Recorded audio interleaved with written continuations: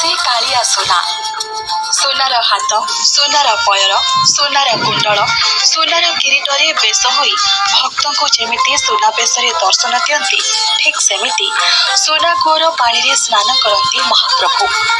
हाँ दर्शक बंधु, खाली मनीष मान को सुना भल लगे आम कालिया शांत भी भारी सुना प्रिय। जेमिति सुना बेशरे सज हुए सेमिति सुना थाली रे खाए आउ सुना कूर पानी रे ही प्रत्यक्ष स्नान करे। वर्ष को थरे प्रत्यक्ष भाव में थरुटे स्नान करुथिले हैं सुना कूर पानी रे ही स्नान करती आम श्रीजीव। कौन भावुछंती एही कूओटी सुनारे तैयारी ना आउ किछि?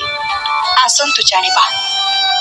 पाखे आसुछि जगतर सबुठु बड़ यात्रा रथयात्रा, जोठी एकाकार हेबे भक्त और भगवान। भक्ति रे भासिब बड़दाण्ड, कला कन्हैर से चकाचका आखिरे विभोर हेबे भक्त। रत्न बेदी छाड़ी स्नान बेदी रे प्रत्यक्ष स्नान करिबे महाबाहु आउ गजानन बेशरे भक्त को देवे दिव्य दर्शन। सेथिपाई चलचंचल श्रीक्षेत्र। खरा परे वर्षा आसिबा पूर्वर मौसमी परिवर्तन बेले मनीष अत्यधिक स्नान कले जेमिति ज्वर रे पड़े आम ठाकुर माने मध्य अत्यधिक स्नान करी ज्वर रे पड़ती। वर्षार सबु समय श्रीजीव माने परोक्ष भाव में दर्पण साहाय्य स्नान करिथांती, जहाको बिंब स्नान बोली कहा जाए।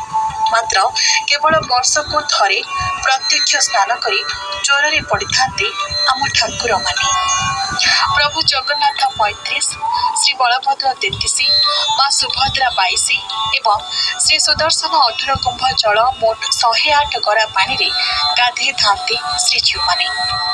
जनश्रुति अनुसायी स्नान उत्सव व्यवहृत जल अतीत भारत वर्षर सबु तीर्थ मानकर आसी सुवर्ण पात्र रखी श्रीमंदिर बाहर बेढ़ा बा उत्तर द्वार सन्निकट माँ शीतला निकटरे थिबा सुना कूरे बुड़ाई रखा जाउथिला। तेणु प्रति स्नान पूर्णिमा पूर्व दिन एही कूअर ढांकुणी खोला जाए एवं सुना गोसाई और मुदिरस्थ सेवक सुना कूअरु 108 गरा पानी आनी जल अधिवास घरे रखती। तापरे एही जल रे कर्पूर चुआ चंदन आदि सुभाषित द्रव्यमान मिसाई अधिवास करा जाए। स्नान पूर्णिमा दिन महाप्रभु मानकु एही जल रे स्नान करा जाए। एही कूअर ना सुना कूओ बोली कथित रहिछि। सुना कूओ एही कूओटी 50 फुट अधिक गभीर और गोलाकृति। कूअर चांदिनीटी सदा सर्वदा चारिपटु सिमेंट चादर द्वारा आवृत होता है, कारण यह कूअर पानी केवल प्रमुख स्नान उत्सव वर्षक मात्र थरक व्यवहृत होता है। श्रीमंदिर बाहर बेढ़ा बा उत्तर द्वार सन्निकट माँ शीतला निकटरे रही सुना कूओ। स्नान पूर्णिमार पूर्व दिन अर्थात ज्येष्ठ मास शुक्ल पक्ष चतुर्दशी दिन सुना कूअर घोड़णी खोला जाए, कारण स्नान पूर्णिमा पूर्व कूओटी को उछाड़ा गोटे परंपरा रही। उछाड़ा दायित्व दयनामाली नामक निर्दिष्ट सेवायत मानक उपरे न्यस्त रही। उछाड़ा द्वारा सुना कूओ जलशून्य होते भी पूर्णिमा दिन कूओरे पर्याप्त पानी झरी जाए। यही पानी रे विग्रह मानकर स्नान नीति साधारणतः पूर्वाह्न संपन्न हुए। यही कूओटी शीतला ठाकुराणी और तांको वाहन सिंह मध्य अवस्थित। सत्य जेपरी यही कूओ को वर्ष सारा सिंह ही सुरक्षित रखि थाए। सबुठु आश्चर्यर कथा हेउछि महाप्रभु स्नान पर सबु तीर्थ जल सुना कूअरु अंतर्ध्यान हो जाती। तेणु से कूअरु आउ जल व्यवहृत हो न थाए। एहार वर्षक परे अर्थात स्नान पूर्णिमा दिन ही चतुर्था मूर्ति स्नान पाई सही कूअरु जल अणा जाए।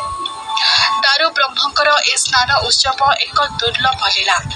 स्नान मंडपरे श्री जगन्नाथ को भाई भौणी और सुदर्शन सह दर्शन कले महापापर मुक्ति मिले बोली कहा जाए। ज्येष्ठ मासर पूर्णिमा यात्राटी पड़ुथिबारु सबु यात्रा मध्यरे यह श्रेष्ठ और पवित्र बोली कहा जाए।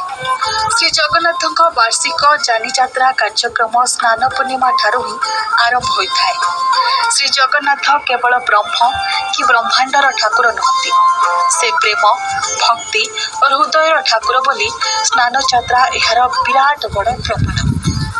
स्नान ରଥଯାତ୍ରା ବଡ଼ ଠାକୁରଙ୍କର ମାନବୀୟ ଲୀଳାର ଅନନ୍ୟ ଦୃଷ୍ଟାନ୍ତ।